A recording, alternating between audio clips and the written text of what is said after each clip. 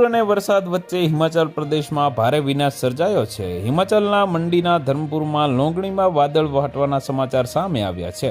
જણાવવામાં આવી રહ્યું છે કે કરસોગ ખીણમાં વાદળ ફાટવા જેવી સ્થિતિમાં 7 થી 8 મકાન પાણીમાં વહી ગયા છે।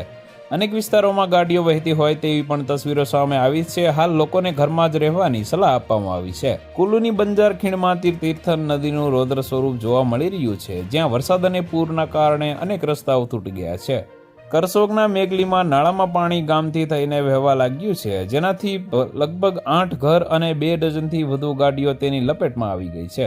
પહાડોમાં નાળાઓ એટલા ભયાનક સ્વરૂપે વહી રહ્યા છે કે પાણી ગામડાઓમાં ભરાઈ ગયા છે, જેના કારણે લોકો અડધી રાત્રે ઘરમાંથી નીકળીને રસ્તા પર પહોંચી ગયા છે।